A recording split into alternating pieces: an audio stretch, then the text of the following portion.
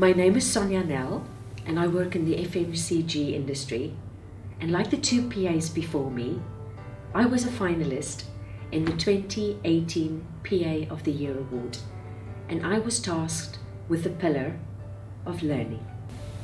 I don't have to spell out that many of us experience chaos, and that chaos often translates into chaos in our lives, and that is mostly felt in our offices as PAs or EAs. This is why continuous learning is no doubt a pillar that we have to continuously lean on if we are to survive as EAs and PAs in the modern day. Let's see what Dr. Michael Rock, whose work was a catalyst for this project, says about learning. We read in his book, and I quote, "The most important message that I would like to get across to you regarding the importance of learning is the joy that comes from gladly accepting to transform yourself through continued learning. In some ways, learning has a thorny reputation because many people equate it with their academic experiences, exams, homework, boring trainers, etc.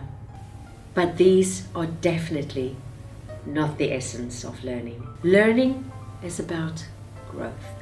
We don't have a choice around the change around us, but we do have a choice around the possibility of growth, which change can bring. Growth, however, can only occur when we are open, which means when we are disposed to learning. Once we open our hearts and our minds to learning, we also open ourselves to changing and to transformation. Wise words indeed, and a wonderful way of explaining why learning is a pillar of success. So here's the thing. If we are to survive as PAs and EAs in the long term, it's important that we work alongside our executives. Note, I don't say merely supporting them, but working alongside the executive, which requires more strategic focus, which means the need to operate more independently, both in our activities and our processes. And this requires strategic focus. Naturally, this means a more managerial mindset in order to free up our executive to operate as leaders. In addition, the current workplace requires development in what is called inner core competencies.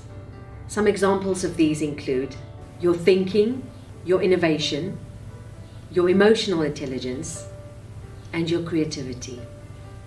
But alongside this, it will require your professional growth by acquiring new fields of expertise, such as project management or business management. Depends on your environment and the support that your executive team needs. You see, 21st century thinking asks of us to be the champions ourselves of the principle of transformation. So think about this question for a moment. Have you started transforming yet? Have you started working autonomously? Have you required a skill outside the traditional skill set of a PA? Have you acquired a skill outside the traditional PA work areas? If you have, your journey has begun. But if not, my message to you is this. Upskilling in traditional areas which trainers offers PAs is good, but not good enough anymore, because upskilling is not what transformation means. And the natural and certainly ideal next step from there is to mentor others on the journey of transformation. One of our fellow PA finalists, Lindsay Hulley, undertook the research on the pillar of mentoring, which is the pillar following on mine of learning. And it's my privilege to share her findings with you. Here goes. A good mentor will take us under their wing, be our personal cheerleader and career champion. But we as PAs can fulfill that role ourselves. To our peers who are new to the game, and to others in our team who may not be PAs, but may be starting out in other fields. Why? Because we can transfer our very valuable experience and knowledge base to others. And let's face it, The PA is that go-to, point-to person, and we all know the buck stops with us. We know that many around us are experiencing fear, as many workplaces are dealing with challenges, not only financial, but are toppling many structures and processes. Part of the workforce is making it, but some are not. And yet others are not even given the choice, as retrenchment becomes their fate. So for those of us who are still at the coalface, we know that to keep the teams we belong to capacitated to state the course, the one good solution is to mentor each other as we go along. Dr. Michael Rock refers to an ancient Chinese proverb that I'm going to read to you. If you want 1 year of prosperity, grow grain. If you want 10 years of prosperity, grow trees. If you want 100 years of prosperity, grow people. What better way to say it? Mentors grow people. All PAs can find ways to stimulate the personal and professional development of those around us who look up to us for guidance. A good mentor is part of a survival kit.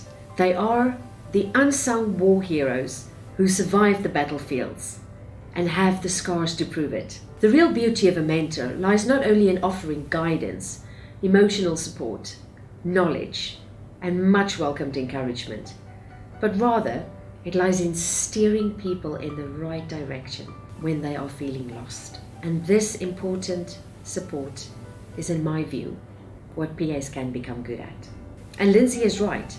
We can spread magic by empowering our fellow PAs to empower themselves. Become a champion. I hope you've enjoyed my presentation. I would like to conclude with a powerful quote by Sonja Nel, and I quote, "Champions are not champions because they do anything extraordinary, but because they do ordinary things better than anyone else." Let me close by wishing you a wonderful ride to the new you. The future is yours to